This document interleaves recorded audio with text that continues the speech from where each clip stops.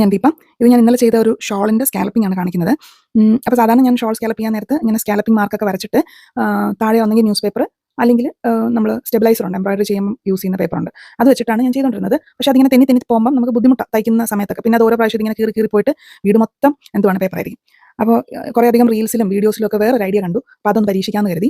നമ്മുടെ കോളറിനൊക്കെ വെക്കുന്ന സ്റ്റിഫ് ഉണ്ടല്ലോ, അല്ല ചുരിദാറിൻ്റെ ഒക്കെ നെക്കിന് വെക്കുന്ന സ്റ്റിഫ്, അത് നമുക്ക് തേച്ച് കഴിഞ്ഞാലും കുറച്ച് ഇളകി ഇങ്ങി പോരും. അപ്പം അത് നീളത്തിൽ വെട്ടി നമുക്ക് ഈ തുണിയിൽ ഞാൻ തേച്ച് പിടിപ്പിച്ച്, അതായത് സ്റ്റിക്ക് ചെയ്ത് വെച്ച് കഴിഞ്ഞാൽ ഈ തുണി അനങ്ങത്തില്ല, നമുക്ക് തയ്ക്കാൻ എളുപ്പമായിരിക്കും. അപ്പോൾ എന്നിട്ട് ഞാൻ തയ്ച്ചു. സംഭവം കൊള്ളായിരുന്നു, നല്ല ഫിനിഷിങ് വരുന്നുണ്ടായിരുന്നു, പിടുത്തം കിട്ടുന്നുണ്ടായിരുന്നു, ഇത് തെന്നി തെന്നിയൊന്നും പോകുന്നില്ല, മെസ്സൊന്നും അല്ലായിരുന്നു.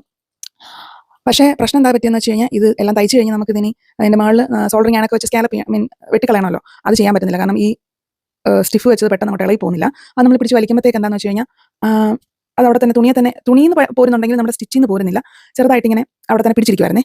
അപ്പോൾ അതുകൊണ്ട് പിന്നെ ഫുൾ ലെങ്ത് നമ്മൾ കത്രി വെച്ച് തന്നെ വെട്ടി മുകളിലും താഴെയൊക്കെ, പിന്നെ ക്യാൻഡിൽ വെച്ച് ഒന്ന് കരിച്ചു കൊടുത്തു എൻ്റെ അരികെല്ലാം.